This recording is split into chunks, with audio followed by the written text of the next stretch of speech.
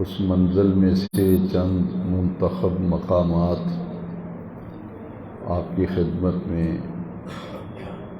عرض کرنے کی سعادت حاصل کی جا رہی ہے۔ قرآن مجید کی وہ آیت کریمہ آج کی منزل میں ہم نے سماعت کی، جس میں وضو کا طریقہ بیان کیا گیا اور وضو کے اندر جو چیزیں فرض کے درجے میں ہیں ان کا ذکر آیت مقدسہ میں گزرا۔ فرض وہ رکن ہوتا ہے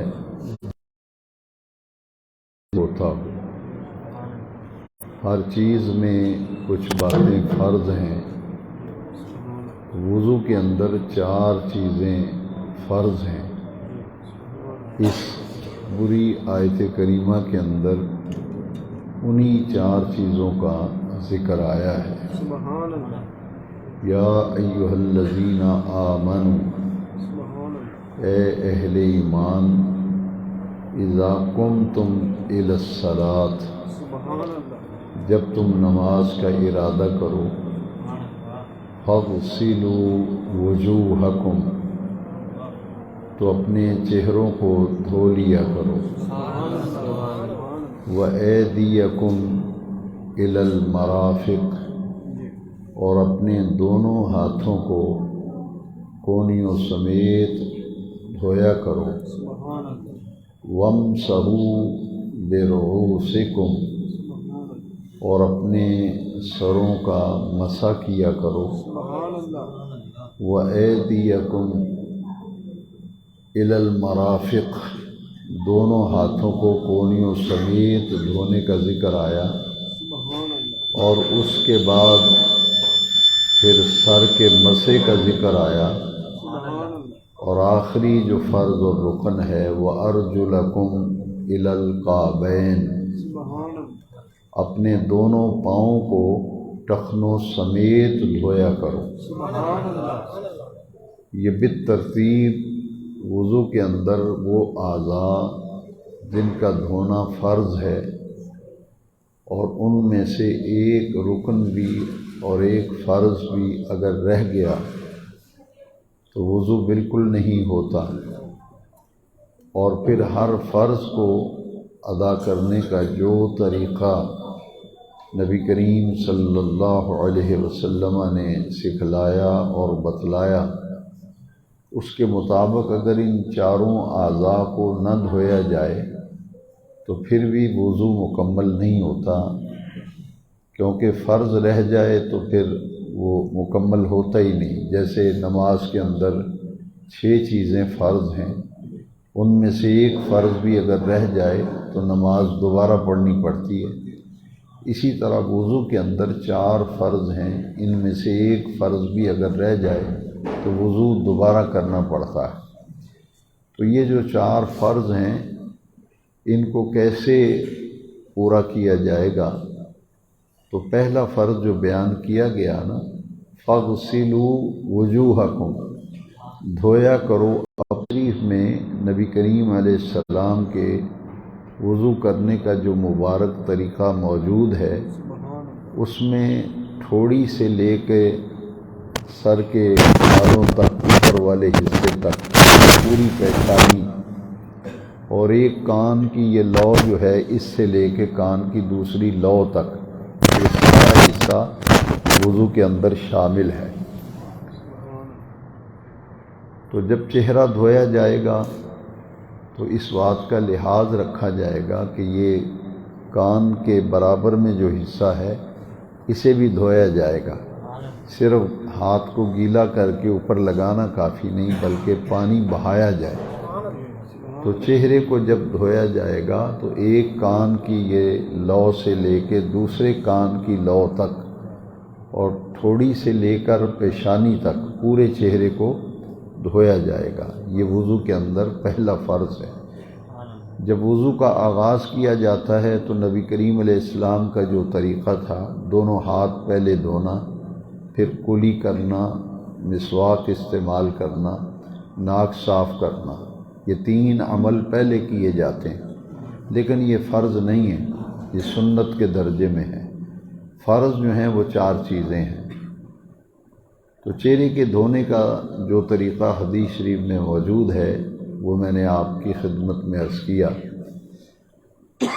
اور اللہ رب العزت نے توفیق دی ہو تو اگر باریش آدمی ہے جس نے سنت مبارکہ رکھی ہوئی ہے داڑھی شریف، تو اس کے لیے پھر داڑھی کا خلال کرنا جو ہے وہ ضروری ہوتا ہے کہ یہ انگلیاں جو ہیں داڑھی میں یوں پھیری جائیں گی تاکہ کوئی بال خشک نہ رہ جائے۔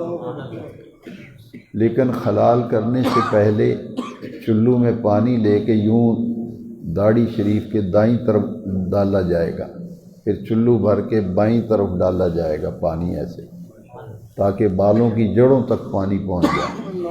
پھر پانی چلو میں لے کے ٹھوڑی تک، اور پھر ٹھوڑی کے دائیں اور بائیں پھر ایک ایک چلو ڈالا جائے گا تاکہ داڑھی کی جڑوں تک جو ہے وہ پانی پہنچ جائے۔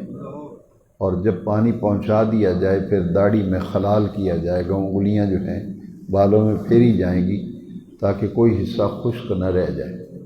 یہ پہلا فرض ہے وضو کا۔ دوسرا ہے وَأَيْدِيَكُمْ إِلَى الْمَرَافِقِ۔ مرافق یہ کونیوں کو کہتے ہیں کہ دونوں ہاتھ کو کونیوں سمیت دھویا جائے گا۔ دونوں ہاتھ کونیوں سمیت سے یہ مراد ہے کہ پورے ہاتھ سے لے کر یہ کونی تک۔ اسی طرح دایاں ہاتھ ہے، مبارکہ تھا کہ دونوں ہاتھوں میں پانی لے کر اس طرح تو حضور یوں ڈیلتے تھے، اور جب پانی یوں ڈالا جائے گا تو پانی ادھر جا کے گرے گا نیچے۔ تو یہ جب اس کو دھو لیں گے 3 مرتبہ، وضو کے تمام اعضاء کو 3 مرتبہ دھونا مستحب ہے۔ 1 مرتبہ اچھی طرح سے دھو لیا جائے تو وضو ہو جاتا ہے، لیکن اطمینان قلبی اور تسلی سے وضو کرنا، یعنی پانی جو ہے پوری طرح سے بہہ جائے، اس لیے ہر عضو کو 3 مرتبہ دھونا، کلی بھی 3 مرتبہ کی جائے، ہاتھ بھی 3 مرتبہ دھوئے جائیں، ناک میں پانی 3 مرتبہ ڈال کے صفائی کی جائے، اور اسی طرح چہرے پہ بھی 3 مرتبہ پانی سے دھویا جائے، دایاں ہاتھ کونیوں سمیت 3 مرتبہ دھویا جائے، پھر بایاں ہاتھ دھویا جائے۔ تو اس میں اس بات کا لحاظ رکھا جائے گا کہ جب دونوں ہاتھ کونیوں سمیت ہم دھوتے ہیں تو حدیث شریف میں ہے کہ نبی کریم علیہ السلام جب پوری طرح پانی 3 مرتبہ بہا لیتے تھے تو پھر اس طرح حضور یہ کونیوں کے نیچے یوں ہاتھ پھیرتے تھے تاکہ کوئی جگہ خشک نہ رہے، اور پھر اندر کا حصہ جو ہے یہاں بھی حضور ہاتھ پھیرتے تھے تاکہ کوئی حصہ خشک نہ رہ جائے، اس طرح۔ تو دونوں ہاتھوں کو کونیوں سمیت دھونا یہ وضو کا دوسرا فرض ہے۔ تیسرا فرض جو تراویح میں آج ہم نے منزل سنی ہے وہ ہے وَامْسَحُوا بِرُؤُوسِكُمْ۔ بہت سے لوگ جلدی میں وضو صحیح نہیں کرتے، عام نمازیوں کی بعض چیزیں عادت بن گئی ہیں کہ لوگ وضو کر رہے ہیں تو وہ خواہ مخواہ کہے گا کہ جلدی کرو بھئی جماعت کھڑی ہو گئی ہے۔ اگر جلدی میں وہ بیچارہ وضو صحیح نہیں کرے گا، مسئلہ یہ ہے کہ رکعت نکلتی ہے تو نکل جائے، یہاں تک کہ پوری جماعت نکلتی ہے تو نکل جائے، آپ کا طہارت اور وضو یہ بالکل صحیح اور مکمل ہونا چاہیے۔ جو رکعتیں رہ جائیں وہ بعد میں پوری کر لیں، نماز نہیں مل سکی جماعت تو بعد میں پڑھ لیں، لیکن اس لیے تیزی اور جلدی کرنی رکعت پانے کے لیے اس سے ممکن ہے کہ وضو جو ہے وہ صحیح نہ ہو، اس لیے تسلی اور اطمینان سے وضو کرنا چاہیے۔ وَامْسَحُوا بِرُؤُوسِكُمْ، سر کا مسح کرنا، تو چوتھا ہی سر جو ہے اس کا مسح فرض ہے، پورے سر کا مسح مستحب ہے۔ تو پورے سر پہ پیشانی سے لے کے پیچھے کی طرف ہاتھ پھیرا جائے گا، یہ گیلا کیا جائے گا پانی سے تر کر کے، پھر سر کے اوپر والے حصے سے پیچھے کی طرف یوں ہاتھ کو لے جایا جائے گا، گردن کے بالوں تک ہاتھ کو لے جا کر یوں مسح کیا جائے گا۔ اور یہ مسح طریقہ تھا کہ یہ دونوں ہاتھوں کی انگلیاں جو ہیں یہ کان کے اندر یوں پھیرنی، کان کے اندر، اور گردن کا مسح جو ہے یہ مستحب ہے، اس لیے سر کا مسح فرض ہے، گردن کا مسح مستحب ہے۔ تو پھر یہ ہاتھ جب گیلے دونوں کریں گے ہم تو سر کے اوپر ہاتھ پھیرا اس طرح سے، پھر دوسرا ہاتھ پھیر لیں اس طرح، پورے سر کا مسح ہو گیا اور یہ ہاتھ کا حصہ آپ کا استعمال ہو گیا۔ اب یہ دو انگلیاں جو ہیں ان کو کانوں کے اندر یوں پھیرا جائے گا، اور یہ دونوں انگوٹھے جو ہیں کان کے پیچھے اس طرح۔ اب یہ حصہ جو ہے یہ ابھی گیلا، یہ استعمال نہیں ہوا، اس کو پھر یوں گردن کا مسح اس طرح کیا جائے گا گردن۔ تو یہ گردن کا مسح جو ہے یہ مستحب ہے، سر کا مسح جو ہے وہ فرض ہے۔ چوتھائی سر کا اگر مسح کر لیا کسی نے تو اس کا فرض ادا ہو جائے گا۔ اب چوتھا فرض ہے دونوں پاؤں ٹخنوں سمیت دھونا۔ عمومی طور پر لوگوں کے ٹخنے خشک رہ جاتے ہیں، یا ایڑی کا جو پچھلا حصہ ہے وہ خشک رہ جاتا ہے جلدی میں جب وضو کیا جاتا ہے۔ اب اس کا طریقہ یہ ہے کہ جب پانی پاؤں پہ ڈالا جائے، دھویا جائے، تو ایڑی کو اس طرح سے یوں نیچے ہاتھ پھیرا جائے، اس طرح نیچے ہاتھ پھیریں گے تو ایڑی کا پورا حصہ اگر خشک بھی ہے وہ بھی آپ کا دھل جائے گا۔ پھر ٹخنوں سمیت دھونے کا حکم ہے، یعنی ٹخنے نہ رہیں، تو اس لیے بزرگوں نے جو طریقہ سمجھایا ہے حدیث کی روشنی میں، وہ اس طرح نیچے بھی ہاتھ پھیریں گے اور یوں ٹخنوں پہ ہاتھ پھیر دیں گے، یوں اس طرح ٹخنوں پہ بھی ہاتھ پھیر کے، جس طرح ہم نے داڑھی شریف کا خلال کیا تھا، اس لیے اسی طرح جب پہلے وضو کے اندر ہاتھ دھونا شروع کرتے ہیں نا، جہاں سے وضو شروع کرتے ہیں تو انگلیوں کا خلال ہے اس طرح، یہ دائیں ہاتھ کی انگلیاں بائیں ہاتھ کی انگلیوں میں یوں پھیری جائیں گی کہ یہ اندر کا درمیانی حصہ خشک نہ رہے۔ اسی طرح پاؤں کی انگلیوں کا وضو کے اندر خلال ہے۔ عام طور پر یہ چھوٹی جو انگلی ہے نا، اس کے اندر کا حصہ خشک رہ جاتا ہے، پانی نہیں صحیح پہنچتا، تو اس لیے پھر حکم یہ ہے کہ بائیں ہاتھ کے ساتھ یوں انگلیوں میں انگلی پھیری جائے گی اس طرح سے کہ اندر کا حصہ خشک نہ رہ جائے۔ اسی طرح یہ حصہ ہے، تو یہ دونوں پاؤں کو اچھی طرح سے اور اطمینان اور تسلی سے دھونا۔ جلدی میں یہ ہوگا کہ اگر وضو آپ کا صحیح نہیں ہوگا تو نماز کیسے ہوگی؟ نماز کی صحت کے لیے وضو کا صحت شرط ہے، یعنی وضو صحیح ہوگا تو نماز ہوگی۔ ہیں جو حدیث شریف میں ہے کہ جو وضو میں نہیں کرتا اس کا وضو ناقص رہتا ہے۔ ناقص سے مراد یہ ہے کہ وہ برکتیں جو وضو کے اندر حاصل ہوتی ہیں ان سے بندہ محروم ہو جاتا ہے۔ وہ چار چیزیں کیا ہیں وضو کے اندر؟ یہ چار فرض ہیں، چار چیزیں مستحب ہیں کہ جب وضو شروع کیا جائے تو بسم اللہ پڑھی جائے، تسمیہ، بسم اللہ الرحمن الرحیم کو تسمیہ کہتے ہیں، تسمیۃ القرآن۔ تو اگر صرف بسم اللہ پڑھ لیں، یہ اتنے لفظ، وہ بھی ٹھیک ہے، اگر پوری تسمیہ پڑھیں بسم اللہ الرحمن الرحیم تب بھی ٹھیک ہے، لیکن اگر وضو شروع کیا بسم اللہ پڑھ کے، میں اللہ کے نام سے میں شروع کرتا ہوں، اللہ کے نام سے میں شروع کرتا ہوں، اس کا یہ معنی ہے، لہٰذا صرف بسم اللہ پڑھ کے بھی اگر شروع کیا تو یہ بھی درست ہے۔ دوسری چیز ہے کہ وضو کے اندر درود شریف ایک مرتبہ، یہ چار چیزیں، پہلے بسم اللہ پڑھنا، پھر وضو کرتے کرتے درود شریف پڑھنا، اور درود شریف کے بعد پھر ایک مرتبہ استغفار پڑھنا۔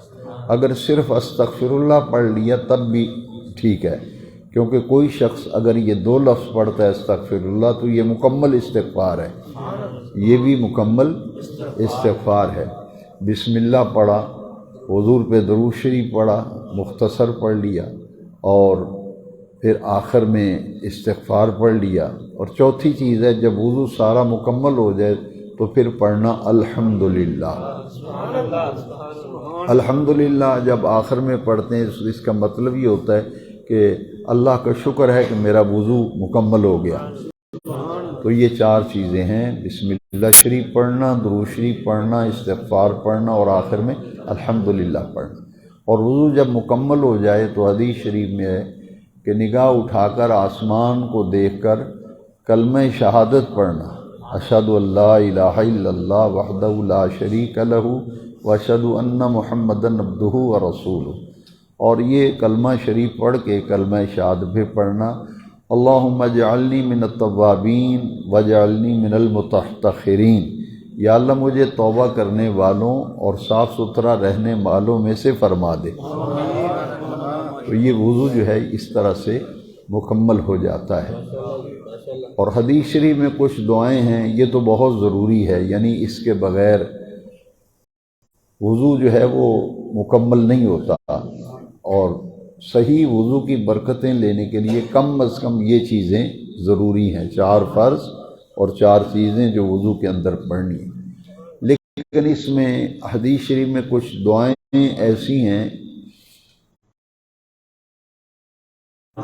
نور علی نور ہے، وہ چہرہ دھوتے وقت اللہم بید وجہی یوم تبید وجوہ وتسود وجوہ، چہرہ دھوتے وقت یہ مختصر دعا ہے جو حدیث شریف میں مذکور ہے، یہ زبانی یاد کر لی جائے۔ جب پہلا دونوں ہاتھ کونیوں سمیت دھوئیں تو پھر پڑھا جاتا ہے اللہم آتنی کتابی بیمینی وحاسبنی حسابا یسیرا، کہ یا اللہ جب قیامت کے دن نامہ اعمال ہاتھوں میں تھمایا جائے گا تو میرا نامہ اعمال میرے دائیں ہاتھ میں تھمانا اور میرے حساب میں میرے لیے آسانی فرما دینا۔ حدیث شریف میں ہے کہ نیک آدمی جو ہوں گے جنتی، ان کو نامہ اعمال دائیں ہاتھ میں تھمایا جائے گا، اور دوسرے لوگ جو ہیں دوستی ہیں جن کو اللہ تبارک و تعالیٰ کی رحمت سے محروم ہوں گے، ان کا نامہ اعمال ان کے بائیں ہاتھوں میں تھمایا جائے گا۔ تو وضو کے اندر یہ دعا اس لیے پڑھی جاتی ہے کہ یا اللہ جب نامہ اعمال دیا جائے تو میرے دائیں ہاتھ میں نامہ اعمال دیا جائے اور میرے حساب میں آسانی کی جائے۔ اور جب بایاں ہاتھ دھویا جاتا ہے پھر اللہم لا توتنی کتابی بشمالی ولا من وراء ظہری، جو جہنمی لوگ ہوں گے ان کا نامہ اعمال بائیں ہاتھ میں دیا جائے گا، اور کچھ ایسے اس سے بھی بدتر درجے کے لوگ ہوں گے ان کی پشت کی طرف سے انہیں بائیں ہاتھ میں نامہ اعمال تھمایا۔ تو جب ہم بایاں ہاتھ دھوتے ہیں تو ہم کہتے ہیں یا اللہ بائیں ہاتھ میں ہمارا نامہ اعمال نہ دینا، نہ پشت کی پیچھے سے ہمیں دینا۔ یہ چہرہ دھونے کی دعا ہو رہی ہے، اور جب گردن کا مسح کیا جاتا ہے، سر کا مسح کر کے گردن کا مسح کریں تو حدیث شریف میں اللہم آتق رقبتی من النار، یا اللہ میری گردن کو جہنم سے آزادی عطا کرنا۔ اور جب پہلے دایاں پاؤں وضو میں دھویا جاتا ہے تو پڑھا جاتا ہے اللہم ثبت قدمی علی الصراط، یا اللہ جب پل صراط سے گزریں گے قدم میرے ثابت قدم رہیں، میرے پاؤں جمے رہیں۔ اور جب بایاں پاؤں ٹخنوں سمیت دھویا جائے اللہم اجعل ذنبی مغفورا وسعی مشکورا وتجارتی لن تبور، یہ دعائیں وضو کے ان 4 فرضوں کی دعائیں ہیں، اگر یہ زبانی یاد کر لیے جائیں تو نور علی نور ہے۔ ہمیں دین سیکھنا چاہیے، کچھ وقت نکالنا چاہیے، ان باتوں کو یاد کرنا چاہیے۔ الحمدللہ آج قرآن مجید کا جب نزول اس کا آغاز ہوا تھا تو پورا قرآن شریف 23 سال کی مدت میں نازل ہوا تھا، دفعتاً شب قدر کو پورا کا پورا قرآن، بل ہوا قرآن مجید فی لوح محفوظ، لوح محفوظ سے آسمان دنیا پر ایک مرتبہ سارا قرآن آ گیا، اور آسمان دنیا سے پھر حضور کی ذات اقدس پر اور قلب حضور کے دل انور پر قرآن۔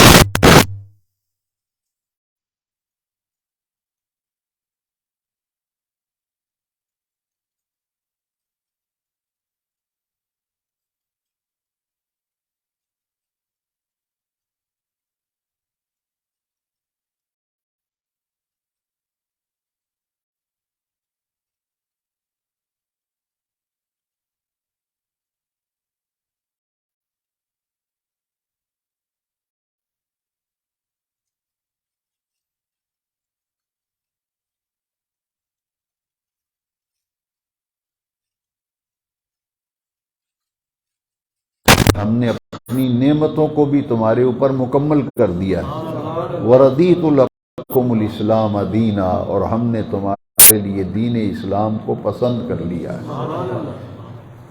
یہودیوں نے ایک مرتبہ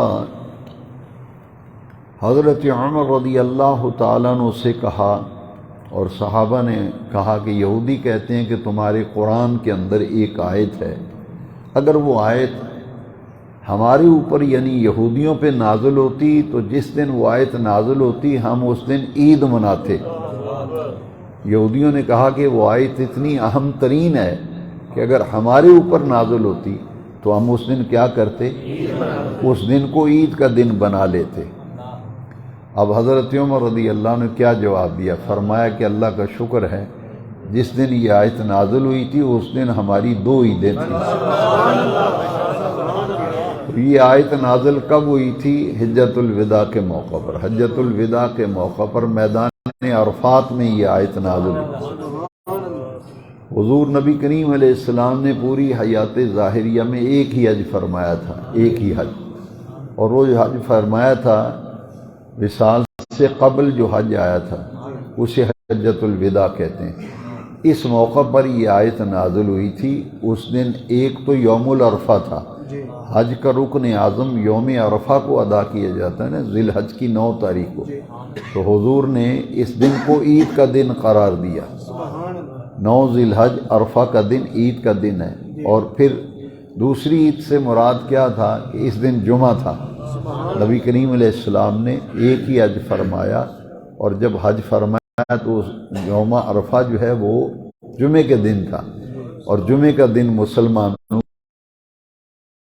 پر ادا کرتے ہیں کہ ہماری تو اس دن 2 عیدیں تھیں، ایک عرفے کا دن تھا اور دوسرا جمعۃ المبارک کا دن تھا۔ تو یہ آیت کریمہ اپنے مضمون کے اعتبار سے بڑی جامع آیت ہے کہ اللہ نے ہمارے لیے دین اسلام کو پسند کر لیا ہے۔ حضرت عیسیٰ علیہ السلام کے زندہ آسمان پہ اٹھائے جانے کی آج کی تراویح میں آیات پڑھی گئیں۔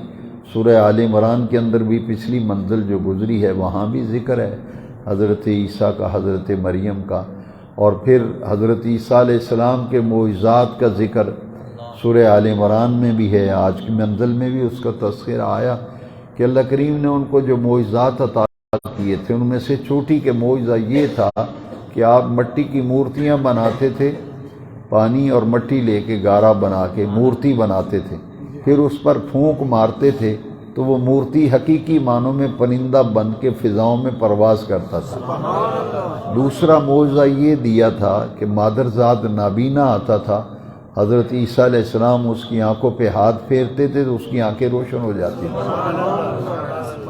مادرزاد برس کوڑ کی بیماری والا آتا تھا تو آپ اس پہ ہاتھ پھیرتے تھے، وہ شفا یاب ہوتا تھا۔ اور اگر مردہ ان کے پاس اٹھا کے لایا جاتا تو عیسیٰ علیہ السلام مردے کو زندہ کرتے تھے۔ آج بھی اس کے عیسیٰ علیہ السلام کے معجزات آج کی منزل میں بھی گزرے، اور سارے سورہ آل عمران میں بھی انی اخلق لکم من الطین کہیئۃ الطیر فانفخ فیہ فیکون طیرا باذن اللہ وابرئ الاکمح والابرص واحیی الموتى باذن اللہ۔ ایک معجزہ اور بیان کیا گیا سورہ آل عمران میں، وَأُنَبِّئُكُم بِمَا تَأْكُلُونَ وَمَا تَدَّخِرُونَ فِي بُيُوتِكُمْ، جو کچھ تم گھروں سے کھا کر آتے ہو وہ بھی تمہیں بتاؤں گا کہ آج تم اپنے گھروں سے یہ کھانے کھا کے آئے ہو۔ وَمَا تَدَّخِرُونَ فِي بُيُوتِكُمْ، اور جو کچھ اپنے گھروں میں رکھ کے آؤ گے وہ بھی بتاؤں گا کہ تم اپنے گھروں میں آج یہ چیزیں رکھ کے آئے ہو۔ یہ کمالات ہیں حضرت عیسیٰ علیہ السلام۔ یہاں سے اندازہ کیجئے کہ اگر عیسیٰ علیہ السلام کے کمالات کا قرآن میں ذکر آیا ہے تو میرے آقا کریم علیہ السلام کے کمالات جو ہیں ان کی بلندیوں کا اندازہ کون کر سکتا ہے؟ یہ تو عیسیٰ علیہ السلام کے کمالات ہیں، تو میرے آقا کریم تو عیسیٰ علیہ السلام کے بھی آقا ہیں۔ آج کی منزل میں گزرا کہ عیسیٰ علیہ السلام کو یہودیوں نے قتل کرنے کا منصوبہ بنایا تھا، تو جو خانہ مخبری کرنے کے لیے پہلے اندر گیا تھا اس نے کہا تھا کہ میں اندر جب جاؤں، پہلے مخبری کی کہ آپ کمرے میں ہیں یا نہیں، جب تھے تو وہ جاسوس پہلے گیا، اس نے کہا کہ میں تالی بجاؤں گا، میں تالی بجاؤں گا تو تم اندر آ جانا اور عیسیٰ کو قتل کر دینا۔ وہ جب اندر گیا تو حضرت عیسیٰ علیہ السلام وہاں موجود تھے کمرے میں، تو جاسوس نے اس طرح تالی بجائی تاکہ قاتل اندر آ جائے، تو عین اسی لمحے جب قاتل اندر داخل ہو رہے تھے اللہ تعالیٰ نے حضرت عیسیٰ علیہ السلام کو زندہ آسمانوں پہ اٹھا لیا۔ چوتھے آسمان پر آج بھی حضرت عیسیٰ علیہ السلام چوتھے آسمان پر ہیں۔ وہ جاسوس جو تھا اس کی پوری شکل عیسیٰ علیہ السلام جیسی بن گئی، اسے انہوں نے پکڑ لیا، قتل کرنے لگے تو بڑا چیخا چلایا، اس نے کہا میں عیسیٰ نہیں ہوں، اس نے اپنا نام بتایا جو تھا، میں وہ ہوں، میں انہوں نے نہیں مانا، انہوں نے کہا نہیں تو عیسیٰ ہے، تیری شکل ہی عیسیٰ والی۔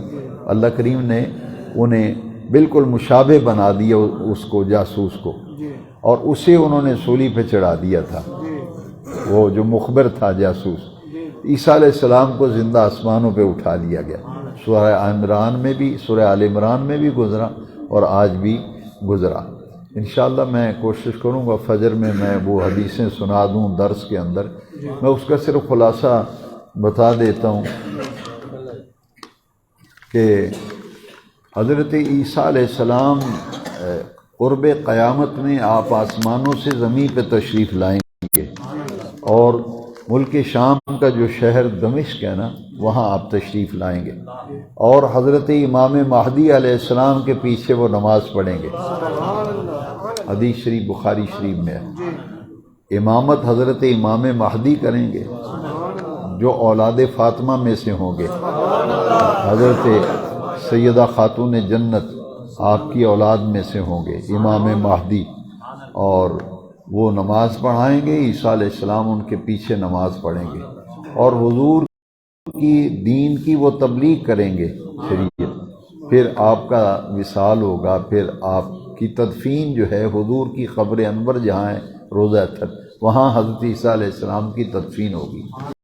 تو آج کی منزل میں وہ گزرا، اور بھی بہت سے مضامین آج کی منزل میں گزرے ہیں، ان میں سے ایک بات میں عرض کرتا ہوں کہ جو وسیلہ ہے اس کے متعلق آج ایک بڑی جامع آیت گزری ہے، یا ایھا الذین آمنوا اتقوا اللہ وابتغوا الیہ الوسیلہ وجاہدوا فی سبیلہ، کہ اے ایمان والو اللہ کی طرف وسیلہ تلاش کرو۔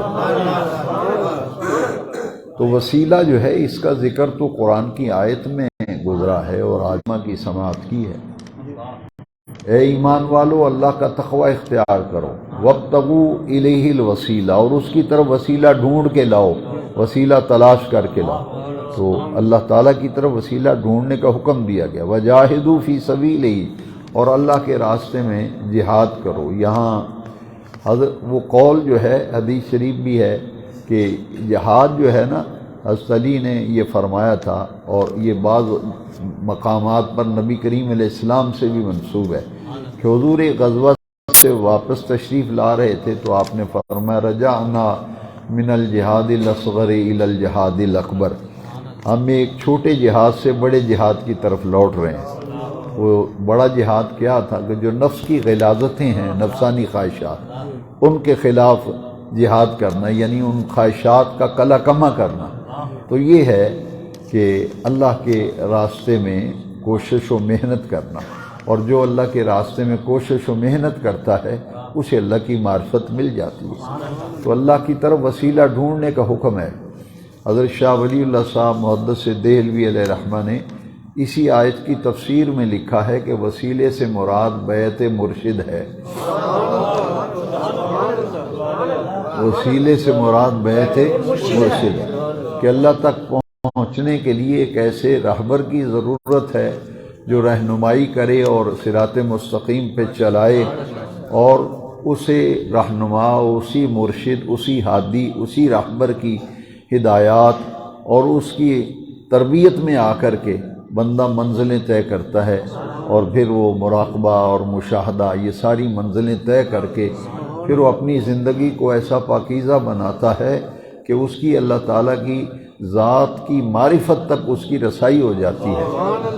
اس لیے یا ایھا الذین آمنوا اتقوا اللہ وابتغوا الیہ الوسیلہ، شراب کے حرام ہونے اور جوا کے حرام ہونے کی آیتیں پچھلی منزل میں گزری ہیں، آج بھی یہ حرام قطعی ہیں، شراب جو ہے، جوا وغیرہ حرام قطعی ہیں، اور ان کا قرآن مجید میں کئی مقامات پر ذکر آیا، اور ایسا جانور جس پہ ذبح کرتے وقت اللہ کریم کا نام نہ لیا جائے، کسی اور کا نام لیا جائے، کیونکہ جو مشرکین مکہ تھے وہ بتوں کا نام لے کے جانور ذبح کرتے تھے، لات کا، حبل کا، منات کا، عزا کا۔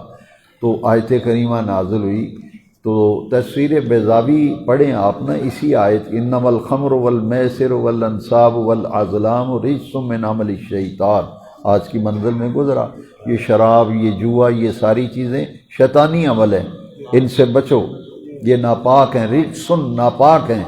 لہذا ہے کہ اے عند ذبحہ، اے عند ذبحہ، کہ ذبح کے وقت اللہ کریم کے سوا کسی اور کا نام لے کر اگر جانور ذبح کیا جائے گا تو وہ حرام ہو جائے گا، اس لیے ذبح کے وقت بسم اللہ اللہ اکبر پڑھ کر جانور کو ذبح کیا جاتا ہے تو وہ حلال ہو جاتا ہے۔ تو یہ منزل آج کی جو ہے اس میں سے چند مقامات میں نے عرض کی ہیں۔ اللہ تعالی ہمیں قرآن مجید کے نور سے ہمارے دلوں کو منور فرمائے۔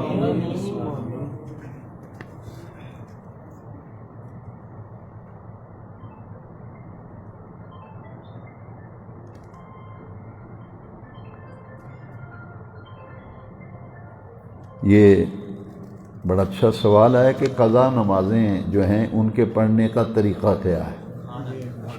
پہلی بات تو یہ سمجھ لیں کہ یہ جو نماز میں نفل ہے نا، ان کی جگہ قضا نماز پڑھنا زیادہ فضیلت ہے۔ مثلا عشاء کی نماز میں کتنے نفل ہیں؟ 4، تو یہ 4 نفل نہیں پڑھیں بلکہ ان نفلوں کی جگہ قضا نماز پڑھیں۔ 2 نفل ہیں نا عشاء میں، 2 پہلے ہیں پھر 2 آخر میں پڑھتے ہیں، تو یہاں کیا طریقہ اختیار کریں؟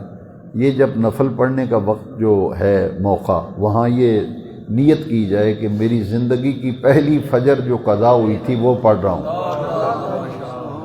پھر بعد میں جو 2 نفل ہیں تو فرض فجر کے 2 ہی ہیں نا، لہذا 2 پڑھیں گے تو ان 4 نفلوں کی جگہ آپ کی 2 فجر کی نمازیں ہو جائیں گی۔ اسی طرح جو عصر کی پہلی 4 سنتیں ہیں عصر کی، وہ ہیں غیر موقدہ، غیر موقدہ، ان کی جگہ بھی بہتر یہ ہے کہ 4 غیر موقدہ سنتیں پڑھیں۔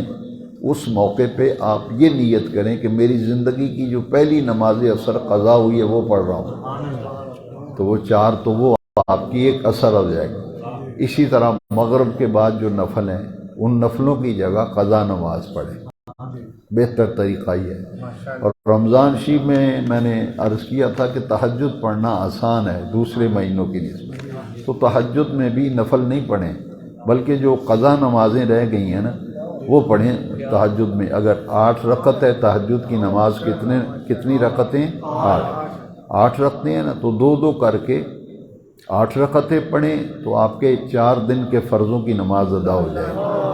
تو رمضان شریف میں یہ بہترین موقع ہوتا ہے، کیونکہ سیدی اعلیٰ حضرت امام احمد رضا علیہ رحمہ نے لکھا ہے کہ اگر فرض ذمے ہوں تو نفل فائدہ نہیں دیتے۔ ایک آدمی کے ذمے فرض ہیں، جو فرض نمازیں قضا ہوئی ہیں نا ان کا پڑھنا پہلے لازم ہے، نفل بعد میں پڑھیں۔ تو اس کا طریقہ پوچھا گیا ہے، جب بھی آپ قضا نماز پڑھنا چاہیں تو یہ کہا کریں، جن کو پتہ نہیں کہ کتنے سال کی قضا ہیں یا کتنی نمازیں قضا، اس کا بہترین طریقہ یہ ہے کہ جو نماز بھی قضا پڑھنی ہے، فجر پڑھنی ہے تو نیت کرنی میری زندگی کی پہلی جو فجر قضا ہوئی، اس سے بعد پھر اگر فجر تو پھر یہی پڑھیں گے، تو ترتیب سے ساری نمازیں ادا ہوتی جائیں گی۔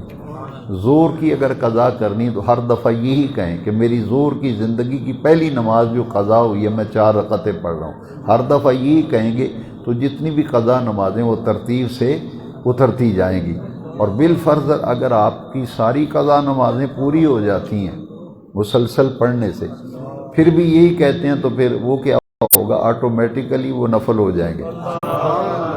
وہ آپ کے اللہ کی بارگاہ میں فرض تو سارے پورے ہیں، آپ نے نیت کی ہے قضا نماز کی، لیکن آپ کا کھاتہ پورا ہو گیا، ساری قضا نمازیں آپ نے پوری کر لی ہیں، وہ بعد میں جتنی بھی پڑھیں گے وہ سب نفل شمار ہو جائیں گے۔ تو یہ بہترین طریقہ ہے۔ اگلا اسی سوال کا اگلا ایک سوال ہے کہ یہ جو قضا نماز پڑھنی ہے ان اوقات میں جن میں جیسے کہ عصر کے اگر فرض پڑھ لی ہیں نا، عصر کے فرض پڑھ لی ہیں تو سورج غروب ہونے تک آپ نفل نہیں پڑھ سکتے، نفل پڑھنا منع ہے۔ عصر کے فرض پڑھنے کے بعد سورج غروب ہونے تک نفل پڑھنا منع ہے، لیکن قضا نماز پڑھ سکتے ہیں۔ کوئی نمازیں آپ کی قضا ہیں وہ پڑھ سکتے ہیں، نفل نہیں پڑھ سکتے۔ تو اس لیے یہ مغرب سے پہلے لکھا ہے کہ قضا نماز پڑھ سکتے ہیں کہ نہیں، اس لیے کہ اذان کے فوری بعد مغرب کی جماعت کھڑی ہو جاتی ہے، تو بہتر یہ ہے کہ مغرب کے فرض پڑھنے کے بعد قضا نماز پڑھی جائے۔ تو یہ طریقہ ہے، ہمیں چاہیے کہ ہم اپنی نفلوں کی جگہ اگر خدا نخواستہ کسی کی نمازیں قضا ہیں تو وہ نفلوں کی جگہ اپنی قضا نمازیں پڑھیں، اس میں زیادہ فضیلت ہے۔ الصلاۃ والسلام علیک یا سیدی یا رسول اللہ وعلی آلک واصحابک یا سیدی یا خاتم النبیین۔ الحمد للہ رب العالمین والصلاة والسلام على سید المرسلین وعلى آلہ وصحبہ اجمعین۔ اے رب کریم، قرآن کی بہار بنا دے، انوار قرآن سے ہمارے سینوں کو منور فرما، ہمارے اخلاق کو نور قرآن سے روشن فرما دے۔ جو وقت ہم نے قرآن مجید سمجھنے کے لیے اور سمجھ کر پڑھنے کے لیے وقت نکالا، مسجد میں درس میں حاضر رہے، ہمارا یہ بیٹھنا اپنی بارگاہ میں قبول فرما۔ ان آیات پر آج ہم نے کچھ باتیں سیکھی سمجھی، ان پر ہم سب کو عمل کرنے کی توفیق عطا فرما۔ وصلی اللہ تعالی علی حبیبہ سیدنا و مولانا محمد وعلی آلہ واصحابہ اجمعین برحمتک یا ارحم الراحمین۔